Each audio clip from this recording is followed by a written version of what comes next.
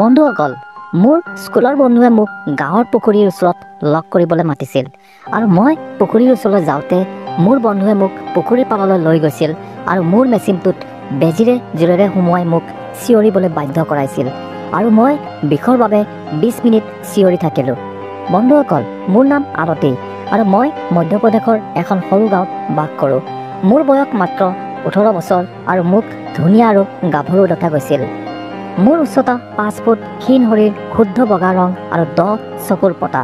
মোৰ ঘৰত মাত্ৰ 3জন মানুহ থাকে আৰু মই আৰু মোৰ মা দেউতা আৰু মই মোৰ পৰিয়ালৰ সৈতে সুখী জীৱন কটাই আছিলোঁ। তাৰপিছত মোৰ গাঁৱত এটা উৎসৱৰ আয়োজন কৰা হ'ল আৰু মই মোৰ ঘৰৰ পৰা মা দেউতাৰ সৈতে উৎসৱটো চাবলৈ ওলাই আহিলোঁ। সেই সময়ত অনুষ্ঠানত অংশগ্ৰহণ কৰা বহু লোক তালৈ আহিছিল। তাত এজন ল'ৰা আহিছিল যাৰ নাম আছিল ৰবি। দেখাত অতি শান্ত আৰু সি সহজ সৰল স্বভাৱৰ আছিল। ৰবিৰ সৰল সহজ স্বভাৱ দেখি প্ৰথম দৃষ্টিতেই মই প্ৰেমত পৰিলোঁ। ৰবিও মোৰ প্ৰেমত পৰিছিল। তাৰপিছত গভীৰ নিশা অনুষ্ঠান শেষ হ'ল আৰু সকলোৱে নিজৰ নিজৰ ঘৰলৈ গ'ল। ময়ো মা দেউতাৰ লগত ঘৰলৈ আহিছিলোঁ। তাৰপিছত ৰাতিপুৱা মই সাৰ পালোঁ আৰু মই বাহিৰত বহি আছিলোঁ। বন্ধুসকল, আনন্দৰ কথাটো হ'ল আমি দুয়ো একেখন স্কুলতে পঢ়িছিলোঁ। সেইবাবে আমাৰ বন্ধুত্ব গভীৰ হৈ আহিছিল আৰু লাহে লাহে আমাৰ লগ পোৱাবোৰ বাঢ়ি আহি আমি ইজনে সিজনৰ ওচৰ চাপিবলৈ ধৰিলোঁ। তাৰপিছত এদিন স্কুলৰ ছুটী আছিল আৰু মই ঘৰত আছিলোঁ। তেতিয়া ৰবিয়ে মোবাইলত মোক ফোন কৰি ক'লে, আৰতি, আজি স্কুল বন্ধ, আমি ক'ৰবালৈ ফুৰিবলৈ যাওঁ ব'লা। তেতিয়া মই ক'লোঁ, মই যাব নোৱাৰিম। তাৰপিছত বাৰে বাৰে সি একে কথাকে ক'বলৈ আৰম্ভ কৰিলে। তাৰপিছত ক'লোঁ, ঠিক আছে, আমি কলৈ যাব লাগিব?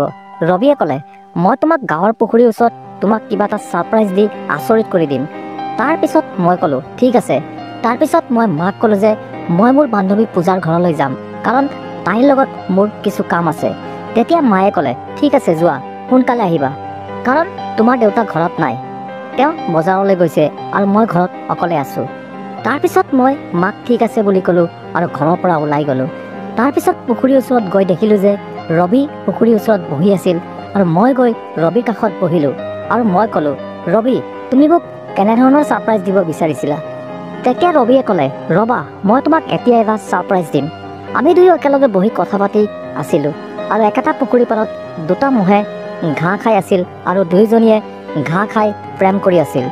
তাৰপিছত সেইটো দেখাৰ পিছত আমি দুয়ো হাঁহিবলৈ আৰম্ভ কৰিলোঁ। তাৰপিছত ৰবিয়ে ক'লে, চোৱা, সিহঁতৰ মাজত কিমান প্ৰেম আছে। তাৰপিছত ৰবিয়ে মোক চুমা খাবলৈ খুজিলে। মই ক'লোঁ, প্ৰথমে তুমি মোক ছাৰপ্ৰাইজ দিয়া, তাৰপিছতহে মই তোমাক চুমা দিম। তাৰপিছত ৰবিয়ে মোক আচৰিত কৰি ক'লে, প্ৰথমে তুমি তোমাৰ চকু দুটা মুদি দিয়া। মই চকু দুটা মুদি দিলোঁ। তাৰপিছত সি ক'লে, এইটো লোৱা। তেতিয়া মই চকু মেলি চাওঁতে মই থতমত খালোঁ আৰু তাৰ হাতত সোণৰ আঙুঠি এটা আছিল আৰু মই সেইটো দেখি বৰ সুখী হৈ পৰিছিলোঁ। তাৰপিছত মই ৰবিক এটা মৰম লগা চুমা দিলোঁ। তেতিয়া ৰবিৰ মনত বেয়া চিন্তা আহিবলৈ ধৰিলে আৰু সি মোক ক'লে, কিবা এটা খেল খেলোঁ আহা। তেতিয়া মই ৰবিৰ কথা বুজি পালোঁ যে সি মোক কি খেল খেলিবলৈ কৈছে। তেতিয়া মই তাক ক'লোঁ, এতিয়া নহয়। তেতিয়া ৰবিৰ মোৰ ওপৰত খং উঠিল। তেতিয়া মই মৰমেৰে ক'লোঁ, ঠিক আছে, আহা, যাওঁ ব'লা। কিন্তু যদি ইয়ালৈ কোনোবা আহে তেতিয়া কি হ'ব? ৰবিয়ে ক'লে, আহা, আমি পুখুৰী পাৰলৈ যাওঁ ব'লা। আৰু আমি দুয়োজনে পুখুৰী পাৰলৈ গ'লোঁ। মই মোৰ দুপট্টা মেলি পুখুৰী পাৰতে বহিলোঁ। তাৰপিছত মই ৰবিক এটা মৰম লগা চুমা দিলোঁ, কাৰণ মোৰো খেল খেলিবলৈ মন গৈছিল। তাৰপিছত ৰবিয়ে ক'লে, তুমি তোমাৰ কাপোৰ খুলি দিয়া, মই তোমাৰ মেচিনত বেজী দিব লাগিব। তাৰপিছত মই ক'লোঁ, যেতিয়া তুমি বেজী দিবা তুমিয়ে খুলি দিয়া। তাৰপিছত সি তাৰ বেজীটো মোৰ মেচিনত ভৰাই দিলে। তাৰপিছত মই বহুতো বিষ অনুভৱ কৰিবলৈ আৰম্ভ কৰিলোঁ আৰু মই ক'লোঁ, হৈ গ'ল, ৰবা, বহুতো বিষ হৈছে। তাৰপিছত ৰবিয়ে গোটেই বেজীটো জোৰেৰে সুমুৱাই দিলে আৰু মই বিষত চিঞৰিবলৈ আৰম্ভ কৰিলোঁ। তাৰপিছত ৰবিয়ে 2 মিনিটৰ পিছত মোৰ লাগেজৰ ভিতৰত সকলো ঔষধ ভৰাই দিয়ে আৰু আমি দুয়োজনে তাৰ পৰা নিজৰ নিজৰ ঘৰলৈ গুচি আহিলোঁ। তাৰপিছত কিছু সময়ৰ পিছত মই ঘৰ পালোঁগৈ আৰু তেতিয়া দেউতাও বজাৰৰ পৰা আহি পাইছিল। তাৰপিছত ৰাতি হৈ গ'ল আৰু সকলোৱে খাদ্য খাই শুই থাকিলে আৰু পিছদিনা ৰাতিপুৱা মই সাজু হৈ স্কুললৈ গ'লোঁ। বাটত বান্ধৱী পুনমক লগ পালোঁ আৰু দুয়ো কথা পাতি স্কুল পালোঁগৈ। পুনম মোৰ প্ৰকৃত বান্ধৱী আছিল। মই স্কুলত তাইৰ লগত পঢ়িছিলোঁ। মই তাইৰ লগত খোজকাঢ়ি স্কুললৈ গৈছিলোঁ। মই স্কুলত তাইৰ লগত দুপৰীয়াৰ আহাৰ খাইছিলোঁ আৰু মই দেখিলোঁ ৰবি আজি স্কুললৈ অহা নাই। সেইবাবে মোৰো আজি পঢ়া শুনা কৰিবলৈ মন যোৱা নাছিল। তেতিয়া পুনমে মোৰ কথা গম পালে আৰু ক'লে, আৰতি তুমি ৰবিৰ কথা ভাবিছা নহয় জানো? তাৰপিছত মই লাজতে নহয় বুলি ক'লোঁ। আৰু তেতিয়া পুনমে ক'লে, মিছা কথা নক'বা। তাৰপিছত পুনমক সঁচা কথা ক'লোঁ, হয় মই ৰবিৰ কথা ভাবিছোঁ। তেতিয়া পুনমে মোক ক'লে, তুমি ৰবিৰ কথা ভাবি আছা? আজি তাৰ ঘৰত কিবা এটা কাম আছিল চাগে, সেইবাবে আজি নাহিল। তাৰপিছত কিছু সময়ৰ পিছত স্কুল শেষ হৈ আমি দুয়ো নিজৰ নিজৰ ঘৰলৈ গ'লোঁ। বন্ধুসকল, আমাৰ স্কুল দুপৰীয়া 3 বজাত শেষ হৈছিল। সেইদিনা মই স্কুলৰ পৰা সোনকালে ঘৰলৈ গ'লোঁ আৰু ঘৰ পোৱাৰ পিছত লগে লগে মাৰ ফোনটো লৈ ৰবিৰ মোবাইললৈ ফোন কৰিবলৈ আৰম্ভ কৰিলোঁ। তাৰপিছত কিছু সময়ৰ পিছত ৰবিয়ে ফোনটো তুলি ল'লে আৰু মই খঙেৰে তাক বকাবকি কৰিবলৈ আৰম্ভ কৰিলোঁ। তেতিয়া ৰবিয়ে ক'লে, ক্ষমা কৰিবা, মোৰ মা আৰু দেউতা চহৰলৈ যোৱাৰ বাবে ভুল কৰিলোঁ। সেইবাবে মই স্কুললৈ যাব নোৱাৰিলোঁ আৰু তোমাকো কোৱা নাছিলোঁ। তেতিয়া ৰবিয়ে ক'লে, তোমাক লগ পোৱাৰ মোৰ বৰ মন গৈছে। তেতিয়া মই ক'লোঁ যে মোৰ ঘৰতো কোনো নাই, তুমি ইয়ালৈ আহা, কাৰণ মা আৰু দেউতা পথাৰত কাম কৰিবলৈ গৈছে। তাৰপিছত ৰবিয়ে তাৰ ঘৰৰ পৰা মোৰ ঘৰলৈ আহে, কাৰণ ৰবিহঁতৰ ঘৰ আৰু মোৰ ঘৰ 500 মিটাৰ দূৰত আছিল। তাৰপিছত 15 মিনিটত ৰবি আহি পালে আৰু আমি দুয়ো মৰমেৰে কথা পাতিবলৈ আৰম্ভ কৰিলোঁ। ৰবিয়ে ক'লে, আমি আজিও একেদৰে খেলোঁ ব'লা, আৰু ৰবিয়ে মোক কাপোৰ খুলিবলৈ আৰম্ভ কৰিলে। তাৰপিছত মই ক'লোঁ, ৰবা আমি দুয়ো বিচনাত যাওঁ ব'লা। তাৰপিছত ৰবিয়ে আৰম্ভ কৰিলে আৰু সি মোৰ শৰীৰত তাৰ বেজীটো সুমুৱাই দিলে আৰু বিষৰ বাবে মই চিঞৰিবলৈ আৰম্ভ কৰিলোঁ।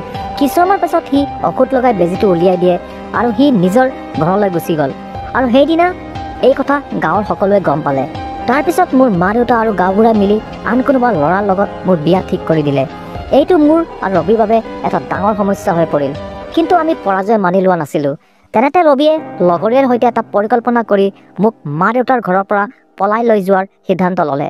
তাৰপিছত ৰাতি মোৰ মা দেউতাৰ ঘৰত ওচৰত ৰবি আৰু লগৰবোৰে পহৰা দি থাকিল আৰু সুযোগ পোৱাৰ লগে লগে মোক নিৰাপদে উলিয়াই আনিলে।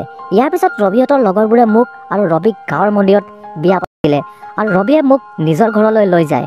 আৰু সেই নিশা দুয়োজনে আমাৰ ফুলসজ্জা মজাৰে উদযাপন কৰিলোঁ আৰু জীৱনটো সুখেৰে কটালোঁ। মই আৰু ৰবিয়ে আমাৰ প্ৰেমক প্ৰমাণ কৰিলোঁ যে প্ৰকৃত প্ৰেমে প্ৰতিটো অসুবিধাৰ সন্মুখীন হ'ব পাৰে। আৰু আমাৰ কাহিনীয়ে সকলোকে এইটোৱে শিকায় যে প্ৰকৃত প্ৰেমে প্ৰতিটো অসুবিধাৰ সন্মুখীন হৈ হৃদয় জয় কৰিব পাৰে। আৰু আমাৰ প্ৰেম কাহিনীয়ে সকলোকে অনুপ্ৰাণিত কৰি প্ৰমাণ কৰিলে যে প্ৰেমৰ শক্তি সৰ্বাধিক।